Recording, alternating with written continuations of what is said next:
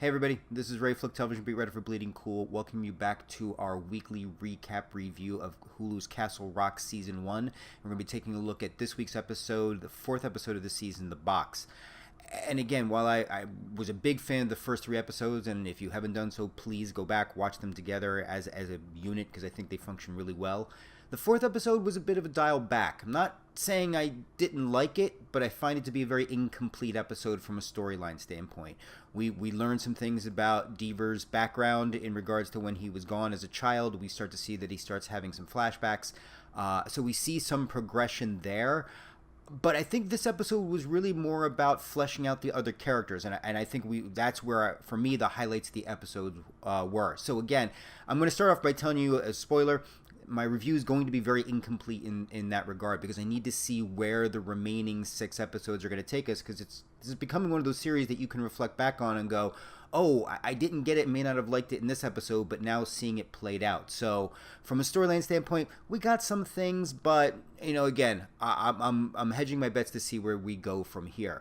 But some of the highlights: first off, the use of song, beginning and end, especially the Roy Orbison use of crying.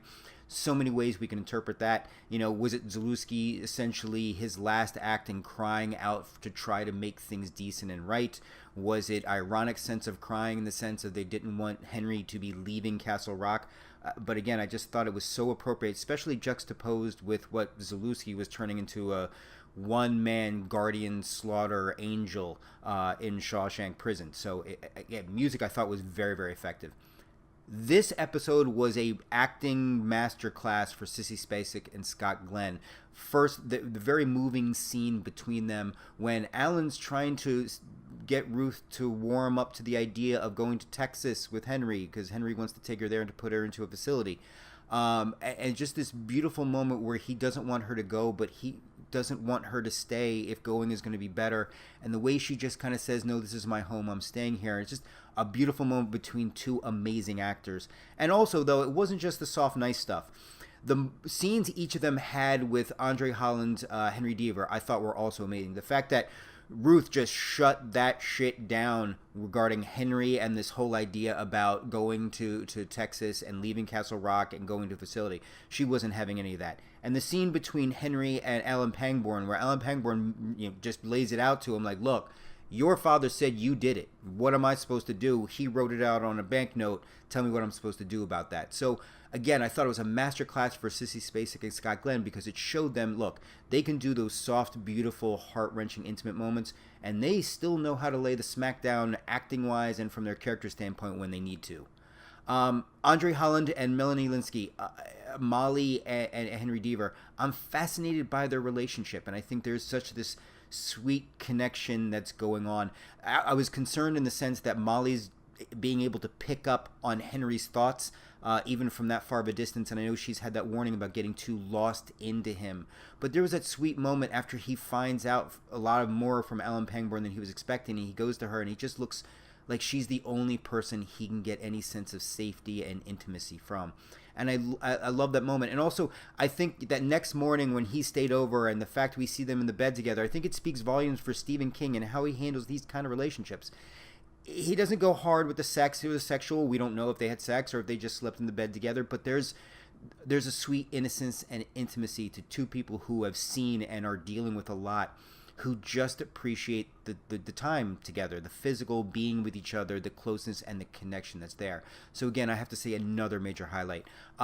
Noel Fisher's Zalewski, I think was sadly, I'm assuming we're going to be seeing him gone after this episode, considering how it ended. But I thought there was so much to his character in the brief time that we've seen him over the course of 4 episodes. Was he just like Warden Lacey, and was he like Alan Pangborn? Did he see himself as a protector of the goodness, and trying to strike down the darkness? Because Shawshank is really starting to look like almost a contained form of hell. And Zalewski finally brought it up. I know I had touched upon it in my previous review, this idea of like, look, it's just evil and horrible and corrupt in Shawshank. And at that end, you see him coming across almost as seeing himself as an avenging angel, which I thought was fascinating. And he also brought a very interesting dynamic to the conversation in 2 of his comments. In one of his comments, he says, bad shit happens here because bad people know they're safe here. And the second part of that is, how many times can one fucking town look the other way? And I think it adds a very interesting dynamic in the sense that, is Castle Rock evil and they're just Don Quixote tilting at windmills trying to stop it? Or is there just a general badness there, but people use it as an excuse to give in to their baser needs? And if you look at a lot of Stephen King's works, you can say, how many instances are there things that are done to people, or how many instances are things where people were given choice or instances and just went with their more baser urges? I don't know why, for some reason, I think of Storm of the Century, because it always angers me at the end and how that ends, and just I feel for the loss of the child and the decision the town makes. But that came to mind when I was thinking about this, and I think Zalewski makes a very interesting argument in that regard. And Alan Pangborn, I think, when he's talking to Henry, touches upon that also when he says, and great quote, I'm just trying to keep this fucking fence from falling down. That, I think, in and of itself speaks about how Alan Pangborn saw himself. Warden Lacey, I think Zalewski, in some respects, though desperate and very extreme, sees himself in that regards too. So once again, I got to say, I thought it was an amazing episode. In regards to acting and really giving us a sense of what the show is about and the characters and fleshing out beyond just Henry. Storyline wise, again, I got to give it incomplete because I'm just not sure where it's going fully on. That grade may change as we go along, but again, a worthy episode, fourth episode for what we got the first three, but I'm really expecting and hoping for a lot more as we go into the fifth episode.